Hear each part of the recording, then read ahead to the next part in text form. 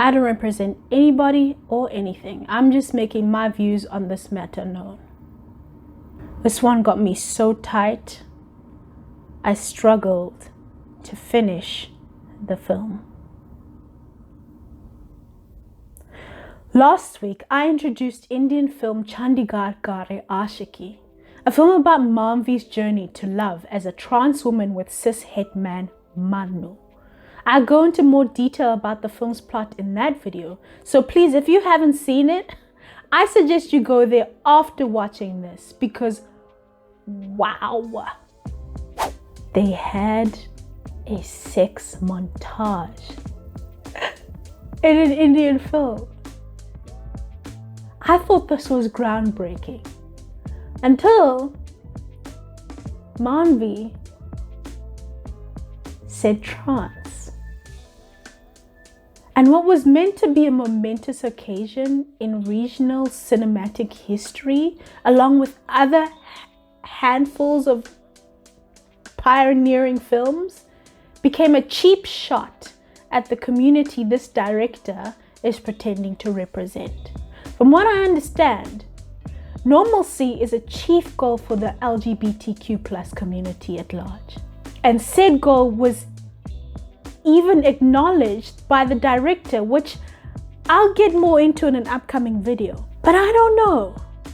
Dramatizing sex feels like a debasement of the agenda this community is fighting for, when all they want is to be treated as normal citizens in a world that sees them as other. Using sex as a theme and plot point completely negates the chief concern of identity, acceptance, and acknowledgement, and focuses the audience's attention on such a base animalic concern, after the director so eloquently highlighted the strength, evolution, and spirituality of a people in commentary defending the work.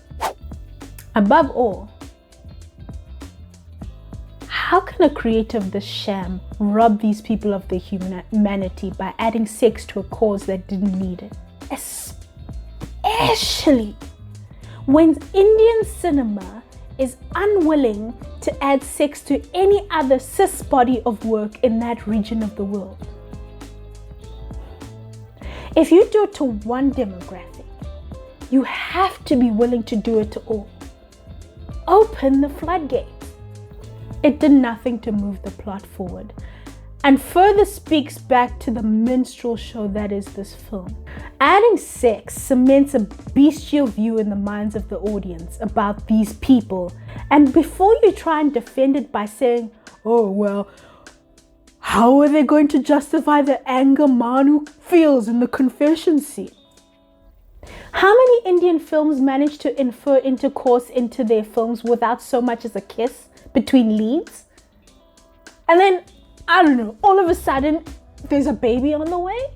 I'm not saying that Manvi should be, by some miracle, falling pregnant. But there are more creative ways to get the point across. You could have made it so that Manvi and Manu don't touch each other till the morning of their wedding. Then have Manvi break the news before they tie the knot.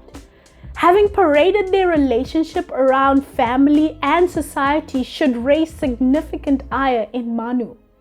Since Manvi already made a point to move to another city, the father could have lied about the passing of his wife or attending the wedding after failing to convince her to let bygones be bygones.